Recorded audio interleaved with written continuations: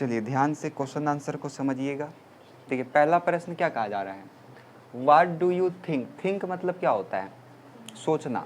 तो what do you think is special about composition of the poem, यानी कि ये जो पोएम का रचना हुआ है उसके बारे में आप क्या सोचते हैं, आखिर इसमें किसके बारे में बताया गया है। तो प्रश्न यही कहा जा रहा है। समझ में आया। चैप्टर पढ़े होंगे तो इसका जो हम आंसर देंगे वो आपको ऑटोमेटिक याद हो जाएगा अभी क्लास में ही। तो क्या है क्वेश्चन कि what do you think is the special about the composition of poem, यानी कि इस पोएम में आप क्या सोचते हैं कि क्या चीज़ विशेष है। तो इस पोएम में विशेष ये है कि पोएट जो है ये यह पोएम जो पर्टिकुलरली पोएम है वो प्रे कर रहा है। प्रे मतलब क्या होता है, प्रार्थना। तो हम हिंदी में ही लिख रहे हैं, आपको इंग्लिश में बताना है।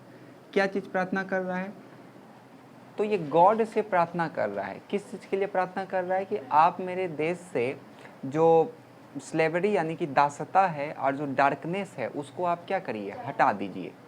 ठीक है। डार्कनेस मतलब क्या होता है, अंधेरापन, और स्लेवरी मतलब क्या होता है, दास या फिर दासता। दासपन समझते हैं ना, जो दूसरे को दास बना लिया जाता था, तो ये। और इसको बदल करके आपको ला देना है किसमें, तो इसको बदल करके आप ला दीजिए एक आइडियल स्टेट ऑफ फ्रीडम। अब समझ में कुछ नहीं आया होगा, हमको ये पता है। अब आप समझिए ध्यान से इसका मतलब क्या हो जाएगा। ये पूरा पोयम में जो रविन्द्रनाथ टैगोर है वो गॉड से प्रे कर रहे हैं। क्या प्रे कर रहे हैं कि आप मेरे देश से अंधेरापन और दासता को क्या कर दीजिए, दूर कर दीजिए, और उसको दूर करके उसको बदल दीजिए किसमें, भारत को एक आइडियल स्टेट में बदल दीजिए, या फिर स्टेट ऑफ आइडियल फ्रीडम में बदल दीजिए। बात समझ में आया। अभी धीरे धीरे समझ में आएगा, अचानक नहीं। आइडियल स्टेट ऑफ फ्रीडम, ठीक है, या फिर स्टेट ऑफ आइडियल फ्रीडम, जो आपको बोलना है बोलिए। ठीक है। अब आप ध्यान से समझिएगा क्योंकि ये वाला का आंसर थोड़ा सा लंबा जाएगा। सबसे पहले आप इसमें लिखिएगा, यह भगवान से प्रार्थना करता है। यह मतलब क्या, ये जो पोएम है आपका ये भगवान से प्रे करता है, प्रार्थना करता है। क्या चीज़ का, तो अंधेरापन और दासता से हम लोगों को क्या कर दीजिए, उठा दीजिए। उठाना का क्या होता है, एराइजन। एराइज मतलब उठाना, उठा दीजिए मतलब भीटू लग जाए, भीतरी लग जाएगा, इसलिए हम लोग एराइजन लगाए हैं। तो उससे आप क्या करिए, उठा दीजिए, और उसको कहाँ में बदल दीजिए, तो आइडियल या फिर स्टेट ऑफ आइडियल फ्रीडम, एक आदर्श स्वतंत्र राज्य में आप उसको क्या करिए, बदल दीजिए। आदर्श स्वतंत्र राज्य, राज्य का मतलब यहाँ पे देश है। बात समझ में आया। और इस कहानी में आपको क्या समझ में आएगा, आप इसमें जितना लाइन पढ़े होंगे वो सब लाइन का जो अंत है वो लास्ट में ही है। क्या हमने आप सही बात बोला कि नहीं। पूरा का पूरा जो लाइन है आपको केवल दिया होगा, जहाँ मन बिना डर के है, जहाँ ज्ञान मुक्त है, जहाँ पे शब्द गहराई से निकलता है, लेकिन लास्ट में जाकर के बोला गया है कि इन सब से हे प्रभु मेरे देश को आप क्या कर दीजिए, स्वतंत्र कर दीजिए। तो सेंस हमको कहाँ पता चल रहा है, लास्ट में। तो पूरा का पूरा जो सेंटेंस है, पोयम है, वो मेरा एक कॉम्प्लेक्स सेंटेंस है, मतलब थोड़ा सा पेचीदा टाइप का सेंटेंस है, जिसका मेन क्लाउज हमको पता चलता है कहाँ पे, लास्ट लाइन में। यानी कि द होल पोयम, होल मतलब होता है पूरा, the whole poem is, the whole poem is complex sentence, और जिसका जो मेन मुद्दा है यानी कि प्रिंसिपल क्लाउज है वो क्या है, तो लास्ट लाइन है, जो अंतिम लाइन आप पढ़ रहे हैं। अब आप ओवरऑल समझ गए हैं। अब आपको देखिए कैसे याद हो जाता है। सबसे पहले आप इसमें लिखिएगा, it is prayer to God. ठीक है, it is prayer to God. Prayer का हिंदी क्या होता है, प्रार्थना। तो इट इज मन में दोहराना है, it is prayer to God. ठीक है, it is prayer to God. समझ में आ रहा है। देखिए इसमें अगर कंजूसी करिएगा ना तो समरी आपसे नहीं बन पाएगा, इसलिए क्वेश्चन आंसर को ध्यान से याद कर लीजिए अभी बैठ करके, फिर समरी में कोई दिक्कत नहीं होगा जो कल करवाएंगे, नहीं तो फिर समरी में भी माथा पटकिएगा आप लोग। तो सबसे पहले हमने क्या बोला कि it is prayer to God. Clear है, क्या चीज़ का प्रेयर हम लोग कर रहे हैं, तो एराइजन फ्रॉम डार्कनेस एंड स्लेवरी, अंधेरापन का क्या हो जाएगा, डार्कनेस, और स्लेवरी, दासता का स्लेवरी, किसी का दास बनना दासता कहलाता है।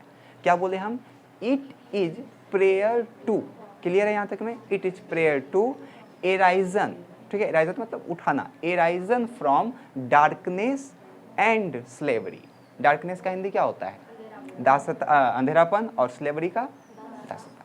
किस में बदल देंगे इसको, तो into ideal state of freedom, या फिर simple into state of ideal freedom. Clear यहाँ तक में, तो एक लाइन मेरा क्या बन गया, it is prayer to god arisen from darkness and slavery, ठीक है, into ideal state of freedom, या फिर समझ में आया, या फिर स्टेट ऑफ आइडियल फ्रीडम, ठीक है। अब उसके बाद हम इसमें एक लाइन ऐड करेंगे, होल पोयम, होल मतलब होता है पूरा, होल मतलब क्या होता है, पूरा, the whole poem is complex sentence, पूरा का पूरा सेंटेंस जो है वो क्या है, कॉम्प्लेक्स है, थोड़ा सा समझ में नहीं आता है कि शुरू में क्या बोल रहा है, लास्ट में समझ में आता है कि अच्छा ये मुद्दा था।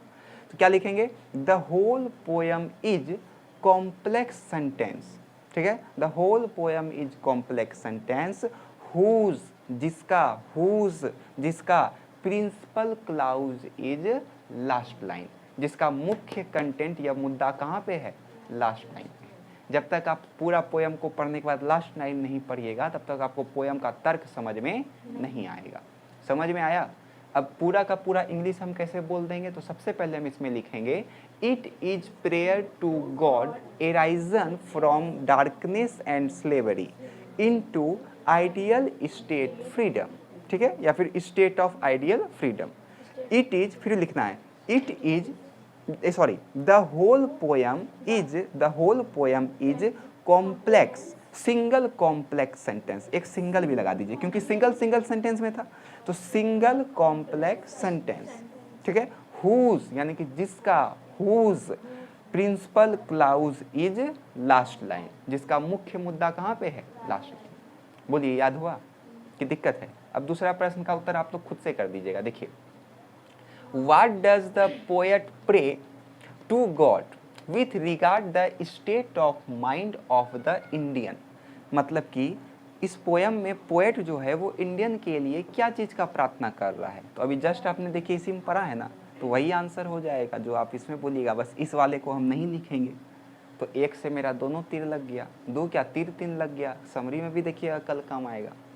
बात बुझें, तो इसका आंसर क्या लिखेंगे हम लोग, the poet pray to God, ठीक है, the poet pray to god arisen from darkness and slavery into ideal state freedom. आया समझ में। तो यहाँ तक में किसी को कोई दिक्कत है, फटाफट लिख लीजिए, उसके बाद आप लोग से सुनेंगे हम। चलिए लिखना स्टार्ट करिए। It is pray to God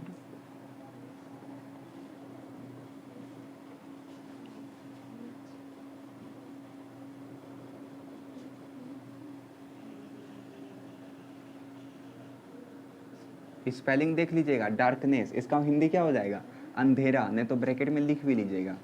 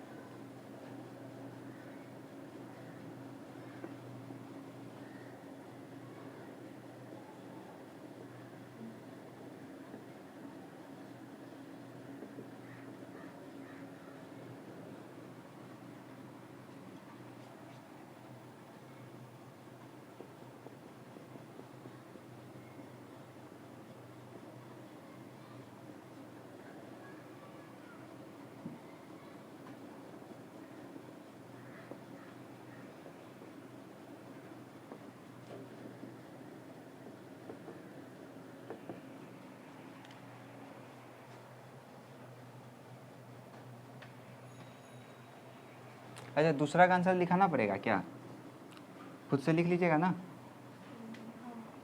चलिए लिखिए, तब स्पीड में लिखिए।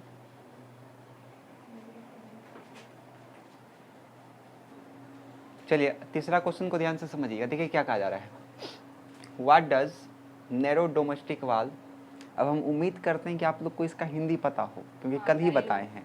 नैरो का बताइए, किसी को नहीं पता? अरे साकरा, इसलिए बोलते हैं पीछे का पढ़ने के लिए। डोमेस्टिक का साकरा साफ बोल रहा है। वाल का दीवार, यानी कि पूरा का हिंदी क्या हो जाएगा? साकरा घरेलू दीवार। Refer to in the poem, यानी कि ये किस चीज को रेफर कर रहा है, तो ध्यान से समझिएगा कि ये ऑब्जेक्टिव भी आएगा। अब आपको यहाँ पे हम कुछ वर्ड लिख रहे हैं तो आपको वो थोड़ा सा देखना होगा। जैसे भेदभाव, तो भेदभाव का अंग्रेजी क्या होता है?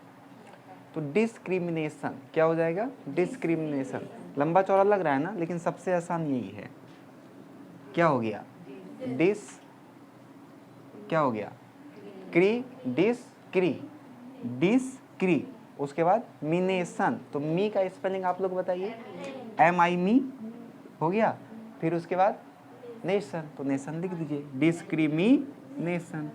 क्या बोलिए, भारी है? सबको जोड़ दीजिएगा तो इसका इंग्लिश क्या बन जाएगा? भेदभाव, यानी कि डिस्क्रिमिनेशन। ठीक है। किस किस चीज में डिस्क्रिमिनेशन हो सकता है? एक तो धर्म में हो सकता है, एक जाति में हो सकता है, और एक रंग में हो सकता है, गोरा काला। यहाँ नहीं होता है, भारत में नहीं होता, लेकिन अमेरिका में बहुत ज़्यादा ये होता है। और बताइए, पंथ में हो सकता है। पंथ मतलब एक जाति का ही एक कैटेगरी है, समझ लीजिए। तो धर्म का इंग्लिश क्या हुआ? रिलीजन। और जाति का क्या हो गया? कास्ट। रंग का क्या हो गया? कलर। और पंथ का होता है क्रीड। क्या हो जाएगा? क्रीड। तो इतना आपको याद रहेगा। अब देखिए, इसी को केवल हम लिख देंगे, मेरा आंसर हो जाएगा। यानी कि ये जो साकरा घरेलू दीवार है, ये इस चीज को रेफर कर रहा है। किस चीज को? तो पंथ, रंग, जाति, धर्म के भेदभाव को। बात समझ में आया? तो इसका इंग्लिश कैसे हम लोग लिखेंगे, पहले समझ लीजिए, उसके बाद लिखते रहिएगा। Narrow domestic wall refer to, narrow domestic wall refer to discrimination based on, based मतलब आधारित, तो based on religion, caste, colour और क्रीड्स। आया समझ में? खत्म हो गया। 2 नंबर का पूछता है आपका क्वेश्चन आंसर, लॉन्ग नहीं पूछता है, केवल शॉर्ट पूछता है। तो इसमें किसी को कोई दिक्कत है? कैसे लिखना है इसको? तो सबसे पहले लिखिएगा narrow domestic wall refer to, ठीक है यहाँ तक में। फिर यहाँ पे आ जाइए, discrimination based on religion, colour, caste और क्रीड्स। बस आया समझ में? तो अगले प्रश्न को समझने से पहले इसको आप लोग लिख लीजिए। तो इसको आप लिख लीजिएगा, डिस्क्रिमिनेशन बेस्ड ऑन, इशारा लिख दीजिए यहाँ। बात समझ में आया ना क्या करना है? ऑन के बाद इशारा को लिख दीजिए, जल्दी करिए। हाँ, हम ऊपर लिख दिए, स्पीड में लिखिए।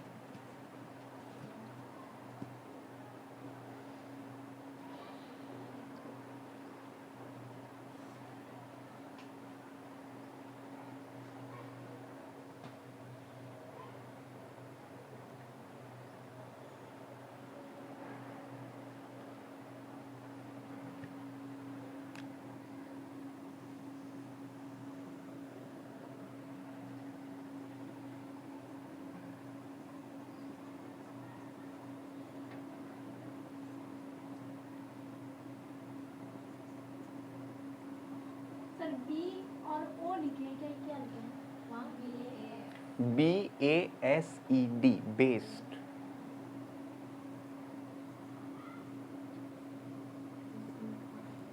चलिए स्पीड में लिखिए थोड़ा। भैया फिर से नीचे वाला किसको? इसको पहले लिखिए, इसको इसको इसको इसको इसको उसके बाद बेस्ड ऑन लिखे, बेस्ड ऑन लिखें। उसके बाद ये सब लिख दीजिए, कोमा दे दे के, स्पीड में थोड़ा। अच्छा, अब इसको समझ लीजिए, याद देखिए, छोटा सा है।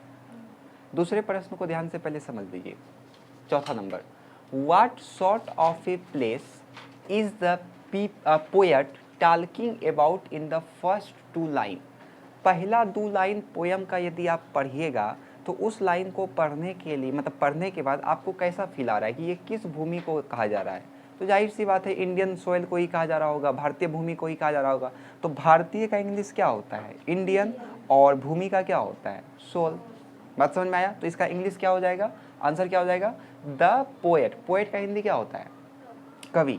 द पोएट कौन है इसके कवि? Rabindranath Tagore. The poet talking about in the first 2 line, ठीक है, इज इंडियन सोयल। बात समझ में आया? क्या क्या 2 लाइन में कहा गया, अब उसको लिख दीजिए। तो पहला लाइन में क्या कहा गया था? बोलिए, where the mind is without fear. और दूसरा लाइन क्या था? Where knowledge is free. बात समझ में आया? हम शॉर्टकट में लिखे हैं, तो क्लियर है ये वाला। तो इसका आंसर क्या हो जाएगा? The poet talking about in the first 2 line is Indian soil, is Indian soil. अब 2 लाइन घुसा दीजिए इसमें, where the mind is without fear, और दूसरा क्या था? Where knowledge is free. बोलिए, समझ में आया कि दिक्कत है? क्या इसको हम लिखाएं या खुद से लिख लीजिएगा? खुद से लिख लीजिएगा ना, फटाफट लिखिए, उसके बाद इसको करवा देंगे। जल्दी से लिखिए स्पीड में।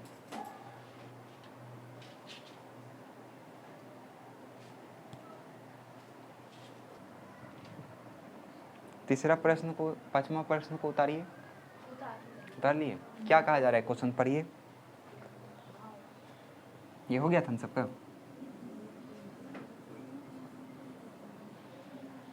देखिए, द पोएट, हाउ कंसर्न, देखिए कंसर्न मतलब होता है चिंतित होना, ठीक है। Is the poet about the nation state of affair, यानी कि पोएट जो है वो नेशन के प्रति कितना चिंतित है, तो बहुत चिंतित है, तभी तो वो पोएम लिख दिए। तो क्या लिखेंगे हम लोग? The poet is very concern. बात समझ में आया? The poet is very concern about the nation state of affair.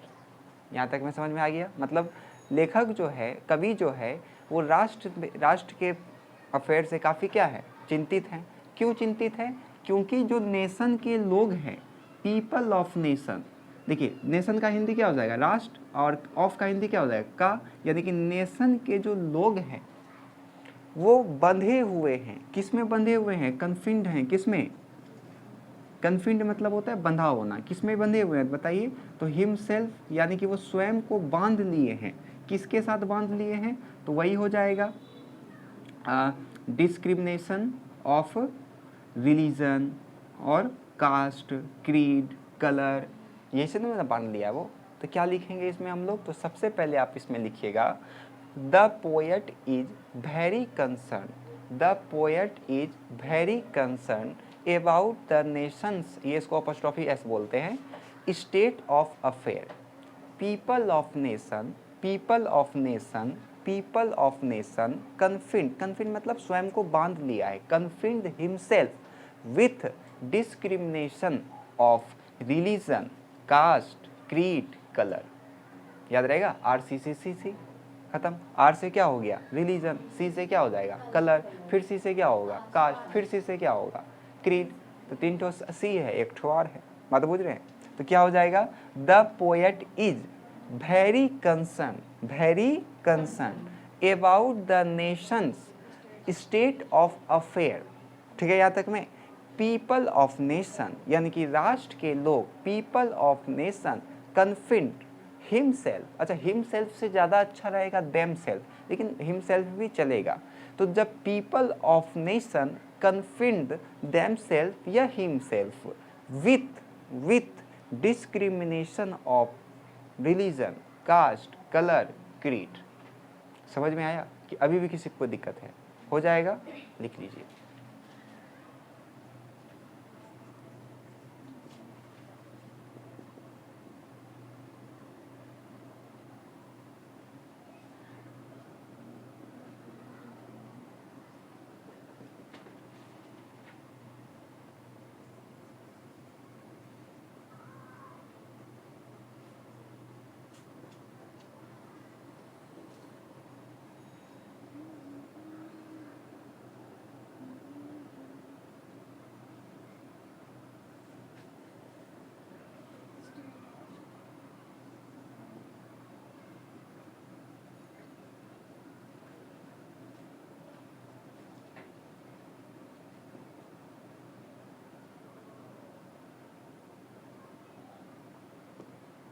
चलिए स्पीड में लिख लीजिए इसको, 2 गो प्रश्न और है फिर खत्म हो जाएगा।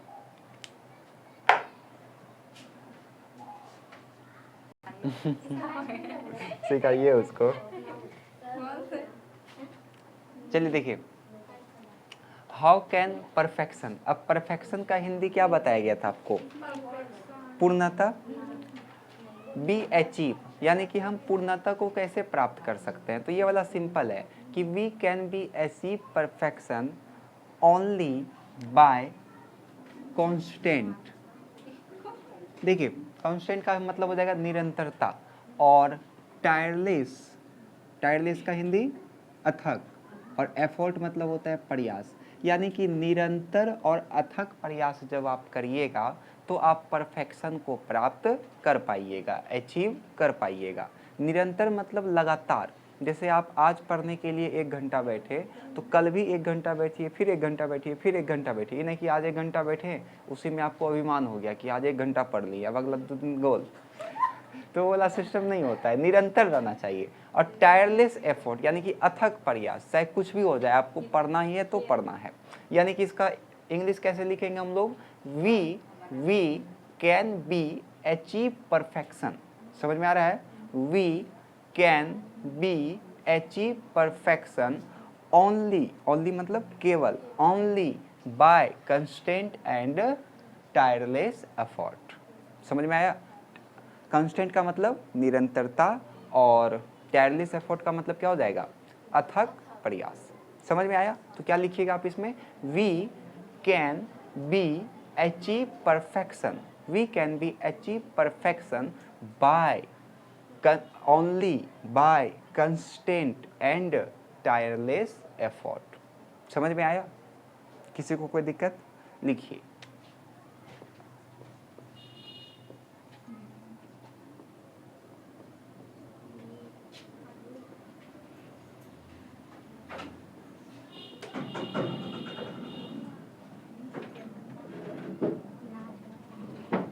चलिए स्पीड में लिखिए।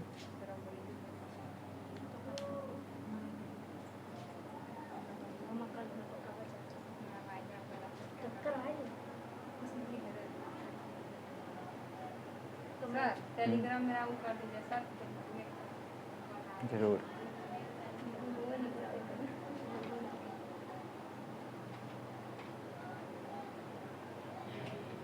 सर हम्म, वीडियो चालू है।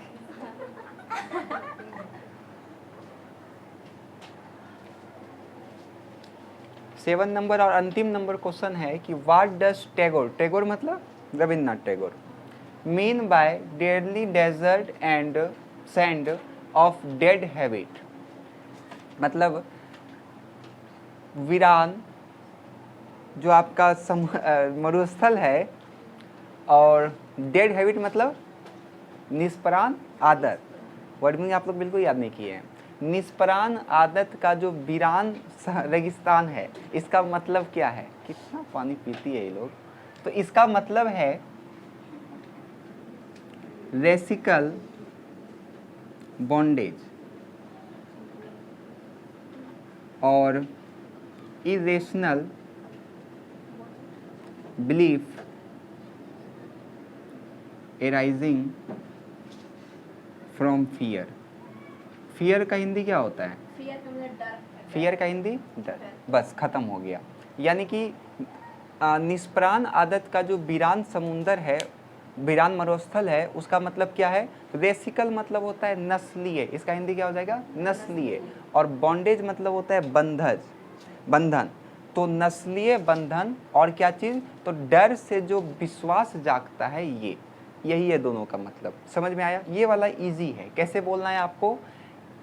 Tagore mean by dearly desert sand of dead habit is racial bondage and irrational belief arising from fear.